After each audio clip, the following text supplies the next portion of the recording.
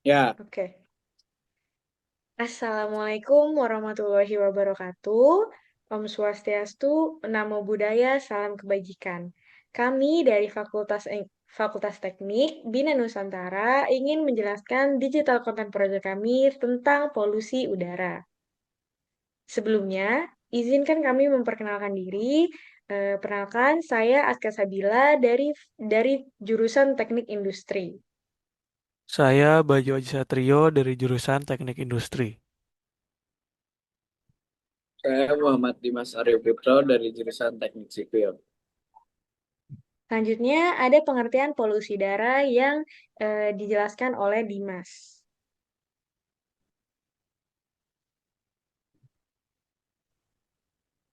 Oke, terima kasih Aska. Yang pertama apa itu polusi udara? Polusi udara itu berarti udara tidak lagi bersih. Terkadang-kadang benda-benda kecil seperti asap, debu, atau gas berbahaya lainnya yang melayang di udara meskipun kita tidak selalu dapat menyadari atau melihatnya.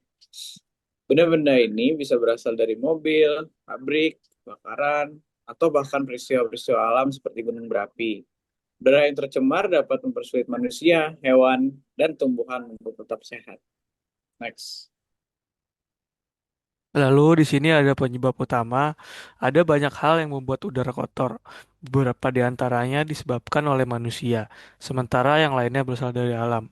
Ya, untuk contohnya, yang pertama itu ada penyebab alami seperti gunung berapi dan juga kebakaran hutan. Lalu yang kedua itu ada gas dan debu dari pabrik. Yang ini disebabkan oleh manusia.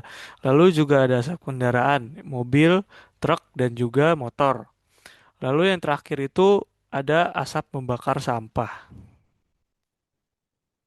Baik, selanjutnya ada dampak-dampak dari polusi udara. Nah, udara yang tercemar itu dapat memengaruhi banyak makhluk hidup karena kita semua menghirup udara yang sama. Polusi dapat mempersulit hidup semua orang. Jadi penting bagi kita semua untuk membantu melindungi udara di sekitar kita. Dampak-dampaknya seperti orang mungkin akan lebih banyak batuk atau merasa lelah. Selanjutnya, hewan-hewan mungkin akan sakit ataupun pindah dari habitat aslinya, serta tanaman mungkin tidak tumbuh dengan baik jika udaranya kotor. Bayu.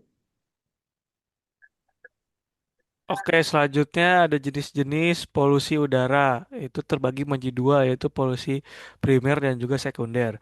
Untuk yang primer, zat pencemar langsung dilepaskan ke udara, seperti karbon monoksida, nitrogen oksida, dan sulfur dioksida.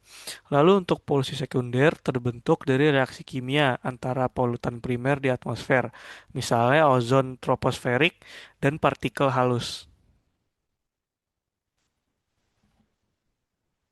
Selanjutnya ada upaya-upaya mengurangi polusi udara.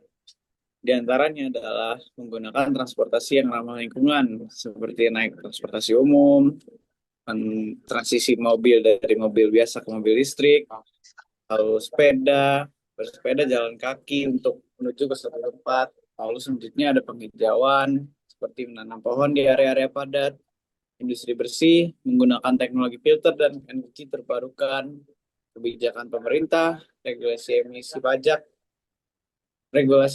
pajak karbon, hingga zona rendah emisi. Lalu yang terakhir, yang terpenting adalah kesadaran dari individunya masing-masing dengan cara tidak membakar sampah dan menghemat energi dan lain-lainnya yang dapat berupaya mengurangi polusi udara. Nah, mengapa udara bersih itu penting? Karena ketika udara bersih, segalanya terasa menjadi lebih baik. Udara bersih juga membantu mencegah panas berlebih yang menetap di bumi.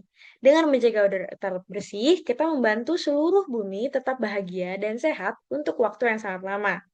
Nah, dampak positifnya itu kita bisa bernafas lebih lega dan ringan, lalu burung-burung bisa terbang lebih tinggi, serta tanaman tumbuh lebih kuat.